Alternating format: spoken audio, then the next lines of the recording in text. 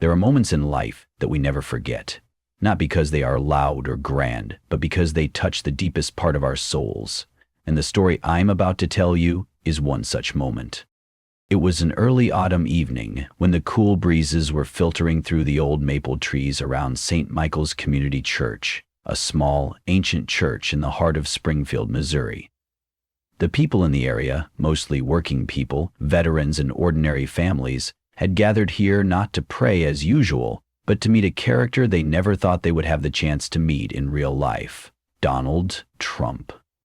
In front of the simple altar, under the soft yellow light from the antique lampshades, Trump stood there, his expression more solemn than usual, his eyes sweeping over the old faces, the fathers, mothers, grandfathers, grandmothers, people who had experienced all the ups and downs of life. Perhaps he also felt that this was not a stage for slogans or flashy speeches, but a sacred place of faith, of souls searching for something bigger than themselves. Inside the hall, the wooden chairs were full. Many people stood against the walls, their eyes both curious and suspicious.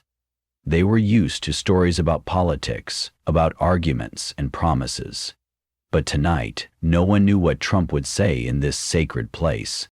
But in that crowd, there was a small but different image of little Lily Brown, only 8 years old, sitting shyly next to her mother, hugging a tattered old Bible to her chest. If you love engaging, dramatic stories and thrilling cases, don't forget to subscribe to the channel today. Each video is a journey full of surprises, taking you into the world of unsolved mysteries. Join me in exploring, analyzing, and feeling every detail of the story. Her simple floral dress stood out among the suits, coats, and worried faces of adults. Her mother, Sarah Brown, 34 years old, widowed since Lily was 4, whispered in her ear before entering, "If you are brave enough, if that question is really in your heart, then stand up and ask." Lily had nodded, but now, sitting in the crowd, her small hands were shaking, clutching the edge of the Bible, as if seeking strength from the time-worn pages. Trump began with his usual talk about the country, about pride and the American dream, but his voice seemed quieter, less about eloquent slogans and more about self-narration. The applause was sparse, the nods of the elderly men and women sometimes interspersed with skeptical looks. Then, when his speech was over, Trump stepped to the front of the podium, looked around the room, and announced, "Now, I want to hear from you. If you have any questions, ask me." A long line of adults quickly formed. Some asked about jobs, about Social Security, some about retirement policies, about taxes. The questions were serious but familiar, the kind he had heard 1,000 times before. But Lily sat still, her eyes bewildered at her mother, her lips pressed together. Sarah leaned over, squeezed her daughter's hand, and whispered, "You'll regret it if you don't. Be brave." And then, the magic happened. Little Lily slowly stood up, her little legs shaking as she walked toward the line of people waiting for their turn. The adults didn't notice at first, but when they saw the 8-year-old girl standing there with a Bible bigger than their hands, their eyes began to turn to her. The room grew quiet. Trump, who had been listening intently to a veteran's question, suddenly turned his eyes to her. He frowned slightly, as if surprised to see Lily. As Lily stepped closer, whispers arose. What is she going to ask? Why is a child here? But Lily pressed forward, her eyes fixed on the man before her, a symbol of power, a former president, but now just another human being. When she reached the microphone, she had to lift her head to speak, her lips pressed tightly together. Trump looked down, his voice suddenly slowing. Warmer. "What's your name?" "I'm Lily, sir." Trump smiled, leaning down closer to her eye level. "So, Lily, what do you want to ask?" The room was silent. Lily swallowed hard, her hands clutching the Bible, her eyes filled with tears but full of determination. "Mr. Trump, what does God mean to you?" Just 8 simple words, but they fell into the room like thunder. Heads turned to look at each other, faces stunned. Trump froze, his eyes fixed on Lily's clear eyes, and something in that gaze made him unable to answer right away. No one moved, no one breathed heavily. That question tore through all the political veneer, all the preparation. In a room full of people struggling with life, losing faith, grieving, and even those searching for hope, that question touched the very heart of each person. An 8-year-old girl dared to ask something that many adults did not dare to say. Trump looked at the Bible Lily was holding, then looked around the room. His gaze was no longer that of a politician, but that of a human being facing himself. He swallowed, clasping his hands on the podium as if trying to catch his breath. That's a big question, Lily, and I don't always have the answer. And at that moment, everyone knew that this evening would be unlike any other event before. An 8-year-old girl, with a seemingly simple question, had awakened something that had been sleeping in the souls of everyone there, including Trump himself. And ladies and gentlemen, what happened next? Trump's answer, and Lily's tears, is a story you will never forget. Not everyone has ever witnessed Donald Trump's silence, and certainly no one in that room ever thought they would witness this moment. After little Lily Brown, with her grandmother's old Bible, asked the simple but poignant question, "Mr. Trump, what does God mean to you?" the entire St. Michael's Community Church fell into an unprecedented silence. Trump looked at her, silent, as if he himself was not sure he was ready to answer the question. And it was the first time in many years that people saw a different Donald Trump. Not the powerful leader, not the confident man who always had the answer ready, but a human being, facing a question about his own faith. His eyes swept across the room. He saw the solemn faces of men and women who had lived through decades, had seen the world change, and now were also searching for answers for themselves. At the back of the room, Sarah Brown, Lily's mother, sat breathless, her eyes full of love and concern as she looked at her daughter. She understood that her daughter had done what many adults would not have the courage to do, questioning the man who once led America about his true beliefs. Trump bowed his head slightly, his hands resting on the podium as if seeking strength. Unlike his usual spirited image, he looked tired, almost hurt. His fingers tapped lightly on the wooden surface, the sound echoing in the quiet room like a pounding heartbeat. Time seemed to stand still. He continued. "You know, Lily," Trump began, his voice low, no longer confident as usual, "you just asked me the hardest question anyone has ever asked me." The room held its breath. Everyone listened intently because they understood that in this moment, he was not acting, not playing a role. He was being sincere. Trump continued, his eyes never leaving Lily but seemingly looking deep into himself. "I've stood in front of thousands of people, my dear. I've answered questions about war, about the economy, about the future of the country. But no one has ever asked me, what does God mean to you?" He paused, as if to swallow the rising sob.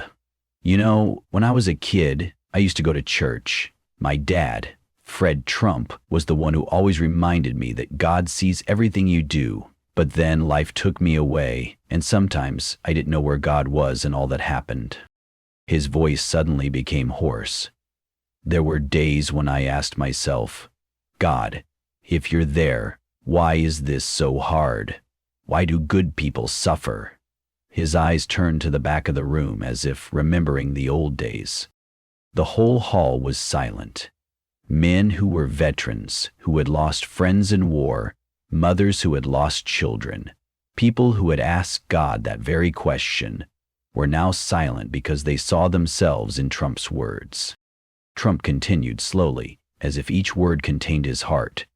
"There were times when I lost faith, especially when my brother, Fred Jr., died of alcohol. A good man, someone I loved, gone too soon.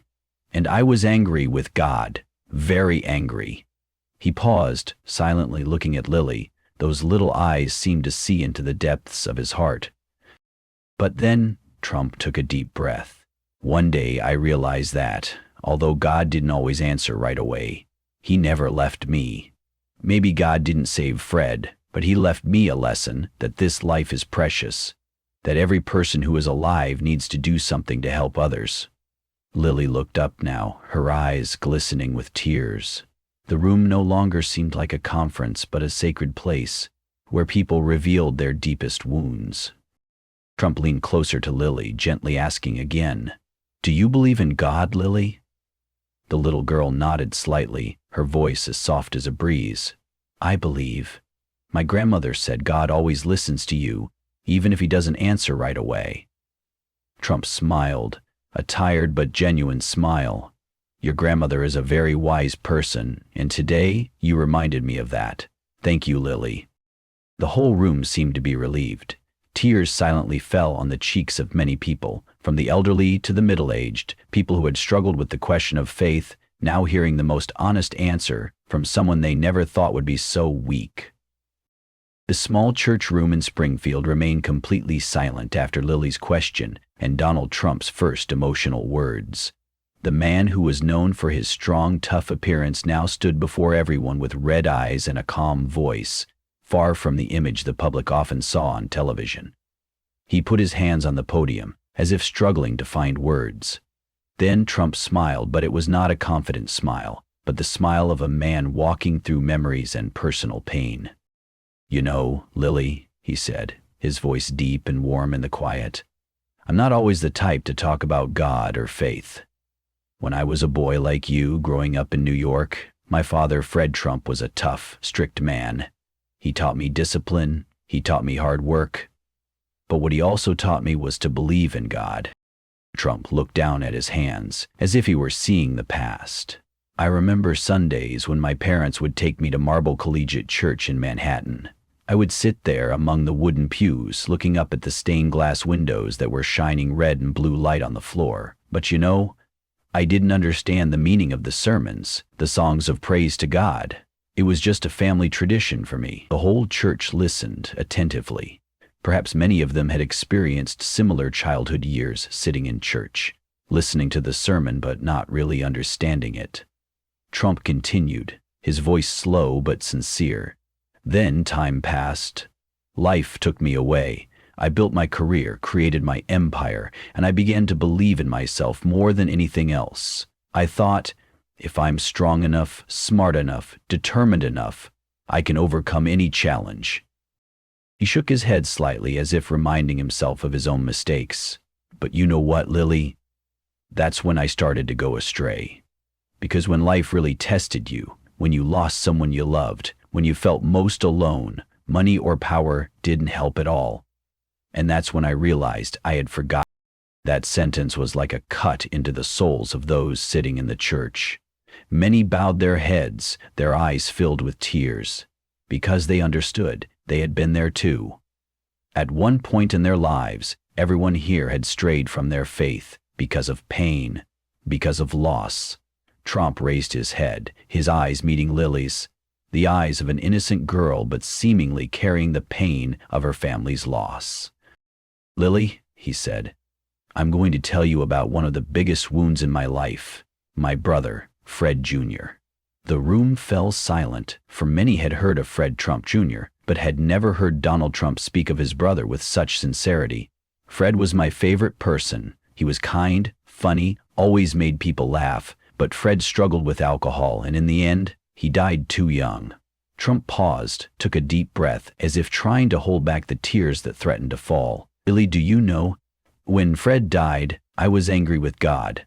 I stood at his grave and said, 'God, why? Why him? Why not someone else?'" A choked sob came from the back of the church. An elderly woman quietly wiped her tears with a handkerchief. The hearts in the room seemed to sympathize, to ache with the pain that Trump was sharing. Trump bowed his head, his voice lowered, as if confiding, "I carried that anger with me for many years. I threw myself into work. I built more buildings, signed more big contracts. But you know, no matter how hard I tried, the void in my heart still could not be filled." He looked up at Lily. His eyes seemed to touch the depths of her heart. "Until one day I realized that God never left me. He did not take Fred away to harm my family. Maybe he wanted me to understand that this life is precious and that each person who is still alive needs to live better to help others. Fred left, but left me that lesson." The room was still silent, but it was not an uncomfortable silence, but the silence of hearts that were moving. Trump smiled, This time it was the smile of someone who had found a part of himself again. "Lily, today you asked me what God means, and I think God is the one who helps us get up when we fall, the one who reminds us to be kind to others, and most of all, God is the one who is always there, whether we realize it or not." Lily smiled slightly, her eyes moist but shining with hope. The small church room of St. Michael's Community Church fell silent after Donald Trump's confession. Everyone sat still, not making a sound, as if afraid that any movement would break that sacred moment. The old eyes, the hands calloused by the years, the hearts that had experienced so much loss now shared the same emotions of people facing their own beliefs and pain.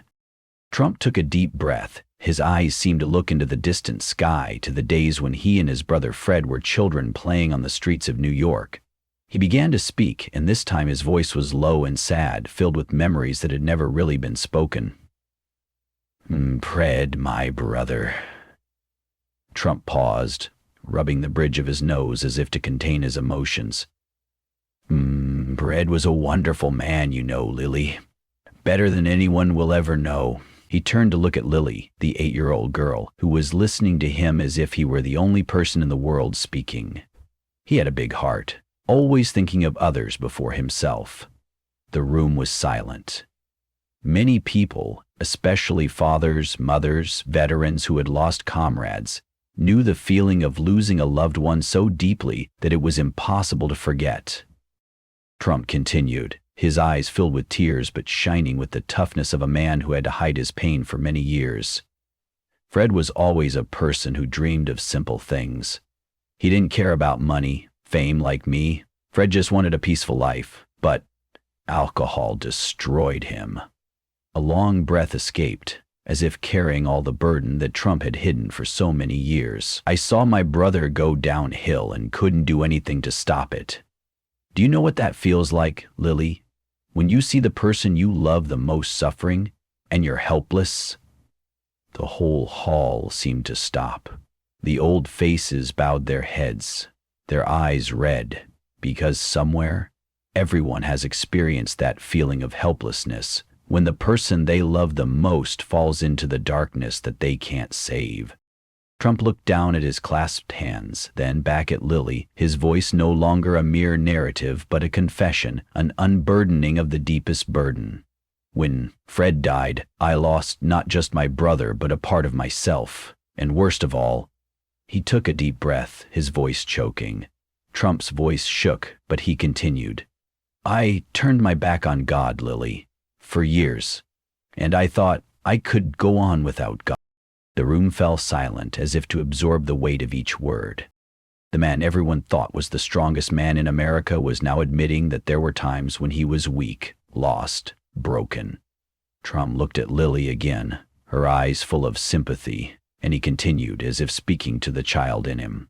"But you know what, Lily? When I thought I didn't need God, that was when I was most alone, because nothing, no money, no power could fill the void that Fred left. And nothing could make up for the distance between me and God."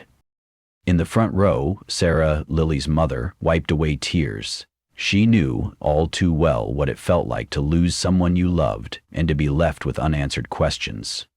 Trump paused for a moment, took a deep breath, as if to find calm amid the turmoil. Then he continued, slowly this time, but with certainty. "Lily and everyone here, I want to say this. We may be angry with God, we may question him, blame him, but in the end, God is always there. He doesn't leave us, even when we leave him." The room seemed to hold its breath as it listened to him, for who among them had never been angry with God, never felt a loss of faith? But now, they heard it from Donald Trump himself, and they knew they were not alone. Trump smiled slightly, his eyes softening as if some of the pain had been released. "It took me a long time to understand that God did not take Fred away to punish me. Perhaps he wanted me to learn the most important lesson, that life is precious, and those who are still alive must live in a way that is worthy of the love and sacrifice of those who have died." The room was still silent, but this time it was a silence of understanding, of empathy. Trump looked down at Lily, his voice soft. And today, Lily, your question reminded me of that lesson. It has been a long time since I talked about Fred, about God, about that pain, but I think God used you to remind me. Lily looked at him, her eyes sparkling but shining with faith, with a comfort she didn't know she was giving to a man who seemed invincible. And that, ladies and gentlemen, was when everyone in that room understood that, sometimes, it is from the mouth of a child that the truth about faith is revealed. The small church in Springfield was still silent after Donald Trump's confession of pain and faith. In that moment it seemed that everyone was gnawing on their own memories, the pain they had hidden, the unanswered questions they had carried with them all their lives. The whole room seemed to be connected by an invisible thread, the thread of loss, of the inner struggles that everyone had experienced. Suddenly, from the last row, a middle-aged man with calloused hands stood up. He wore an old denim jacket. His face was tanned like someone who had spent many years working on the construction site. That man was Robert Jenkins, 55, a mechanic, father of 3, and most recently a man who had lost his wife to cancer. All eyes were on him. He stood there, his voice hoarse but determined. Mr. Trump. He hesitated, his eyes turned to the podium. I wasn't going to say anything today, but hearing you talk about your brother, I think it's time for me to say something. The room was dead silent. Even Trump, who had been frozen by the story about Fred, looked up at Robert. Robert took a deep breath, as if gathering all his courage, and continued. I lost my wife last year, Kathy. We were together for 30 years, raising 3 children together. His voice choked up. She was the one who kept our family together. When she left, I felt like God took everything I had left. The atmosphere was heavy. Some older people bowed their heads. Some younger people wiped away tears. I've been to church every Sunday for months, but... Robert paused, looking around the room. I can't pray. I can't forgive God for letting Kathy suffer like that. He turned to Trump, his eyes burning with honesty, painful but profound. And when you told me about Fred, heard you talk about how you were angry with God, I realized I'm not alone. The room still held its breath, but this time it was an empathetic listen. Trump nodded slightly, his voice softening, as if giving the man in front of him all the sympathy he had. No, you're not alone, Robert. Robert nodded, his eyes brimming with tears, then turned to the people in the church. I think maybe there are many people here like me, someone who has lost someone, someone who has been angry with God. Is there anyone here who has lost faith, who has felt that God has turned his back on them? And then the unexpected happened. Hands rose, slowly but firmly. Fathers, mothers, old people, people who had lived through war, lost children, lost husbands, lost wives. Almost everyone in the room raised their hands. Lily turned to look at her mother, Sarah, who was gently wiping away tears. Her eyes were innocent, but she seemed to understand something profound, that not only was her family suffering, but everyone around her was also carrying wounds that no one else could see. Trump looked at the scene before him, his face momentarily quiet. Perhaps he did not expect that a little girl's question would open a door for everyone to come in and share their hidden things. Robert continued, his voice stronger this time, as if in speaking of his pain he had also found some faith. When I heard you talk about Fred, I thought, maybe Kathy wasn't completely gone from me. Maybe God didn't take her away to punish me, but to teach me something I didn't understand. He turned to Trump, his voice breaking. You remind me that faith is not when everything is fine. Faith is when you are in the most pain and still dare to believe that God is there. Trump stepped down from the podium, walked toward Robert, his eyes no longer the look of a politician, but of a man reaching out to another man with deep sympathy. He shook Robert's hand, held it tightly, and said softly, "Thank you for having the courage to speak out." The audience, ordinary people sitting on old wooden benches, looked at them, and for the first time that evening, there was applause, but it was applause for courage, for truth, for humanity. Trump raised his head and looked around the room, his voice quiet but powerful. I think God has given us a lesson tonight. that faith is not words on paper, but how we overcome pain together. His eyes stopped on Lily, the little girl who dared to ask the biggest question of all. And thank you, Lily. You've given us all a reason to remember who God is in our lives. Lily smiled softly, her eyes still glistening with tears but shining with quiet pride. After Robert Jenkins, the widower, stood up to tell the story of his loss, something seemed to open up in the small St. Michael's Community Church. No one kept their distance. No one was silent. Robert's pain, and before that Donald Trump's profound confession, were like the first wind blowing away the dust covering hearts that had become hardened by grief and loneliness.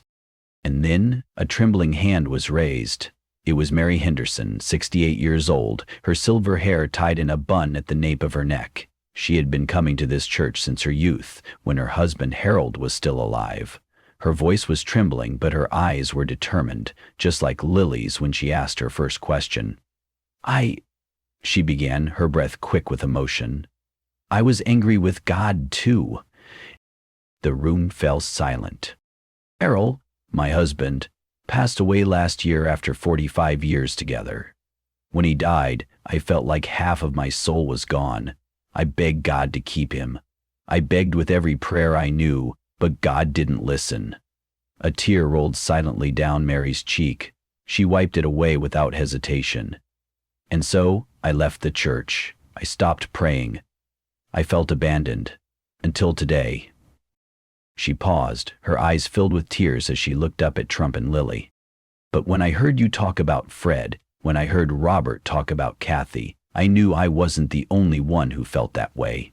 Lily looked at her, her eyes childlike but profound, as if she understood her pain. Sarah, Lily's mother, gently placed her hand on her daughter's shoulder, her eyes red.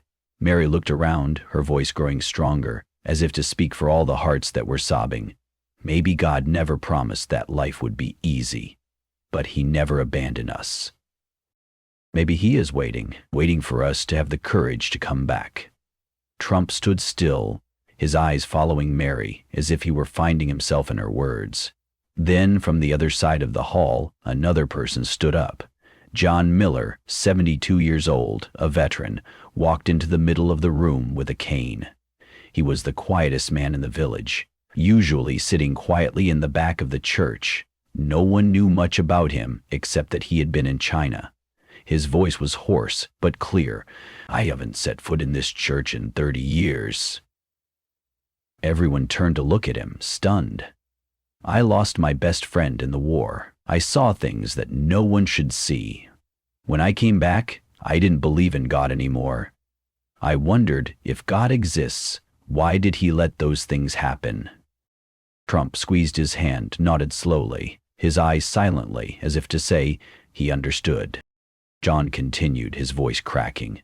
But today, listening to you talk about your brother, listening to that little girl ask about God, I realized, maybe I forgot that God feels my pain too. He feels my pain.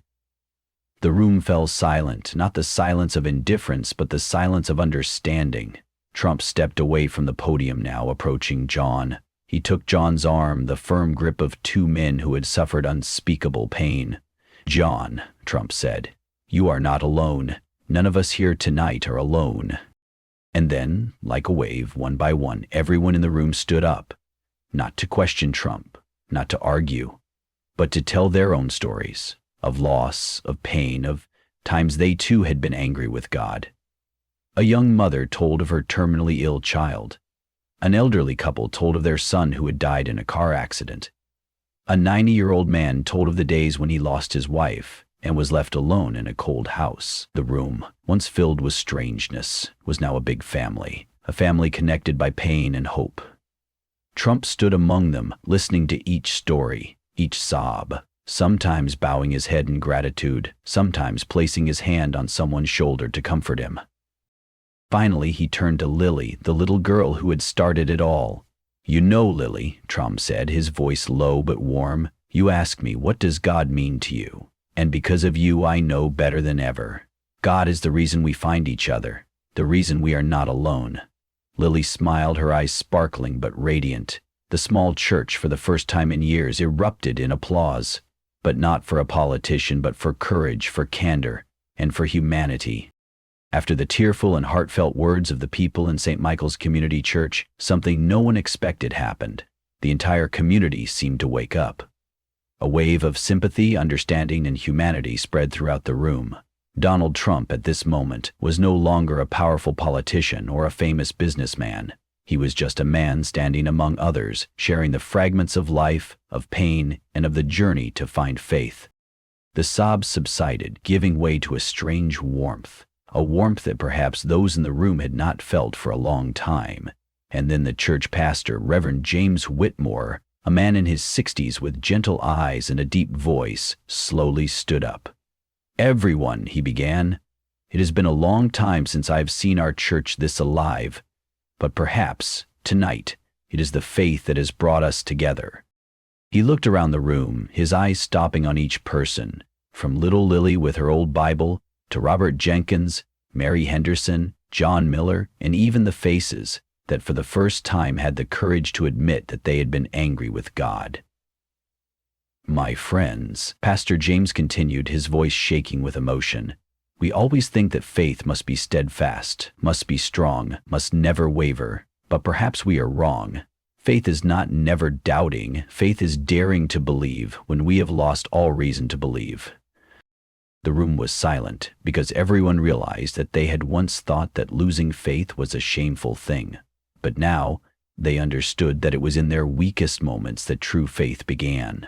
Donald Trump, standing next to the pastor, nodded silently, his eyes shining with something very different, a peace that he had probably been searching for all these years. Trump spoke, this time softly but with depth.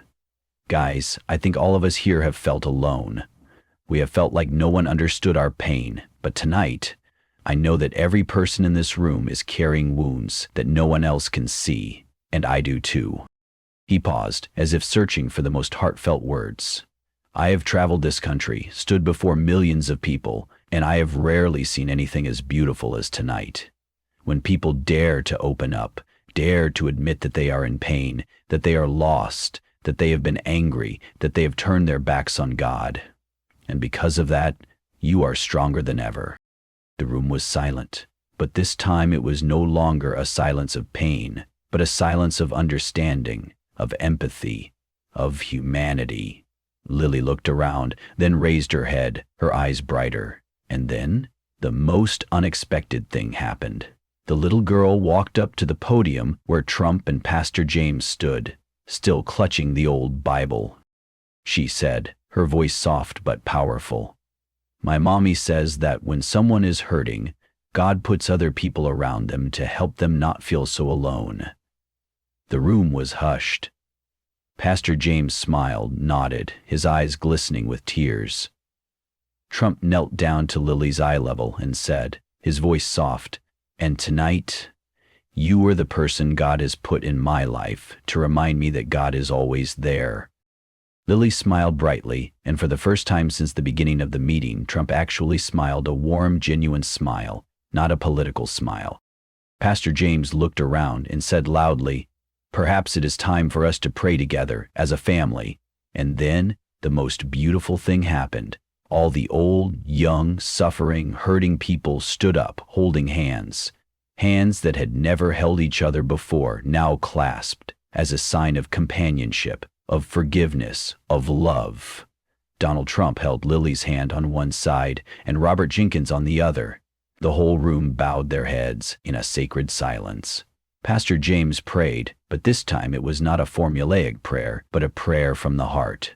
"Lord, thank you for bringing us here tonight. Thank you for the tears, for the pain spoken, for the hearts finding each other. Please heal the broken hearts. Please give us the strength to continue to believe and to love." No one said anything, but when the prayer ended, the tears fell silently. But this time they were tears of healing, of hope. Trump stood still for a moment, then whispered, as if talking to himself, but everyone heard clearly, "Maybe this is the most important thing I've ever done." The space of St. Michael's Community Church seemed to still be filled with the echoes of tears and warm handshakes. That night, the small room where ordinary people shared their pain became a place where faith, something that seemed to have been dormant in their hearts for too long. Pastor James stood next to Trump, gently placing his hand on his shoulder, as if to say thank you without saying it. Trump took a deep breath, then slowly walked back to the podium. But this time, he was no longer the eloquent politician he usually was, but a man who understood loss, pain, and the power of restored faith. He spoke slowly, warmly, but with emotion. I don't know how to thank you for letting me witness something so beautiful tonight. I've traveled all over this country, met thousands, millions of people, but it was here, in this little church, that I found something I've never found anywhere else, and that was truth and courage and true faith. The room fell silent, hanging on his every word as if afraid to miss anything. Trump looked at Lily, smiling warmly. Lily, you taught me and everyone here a great lesson.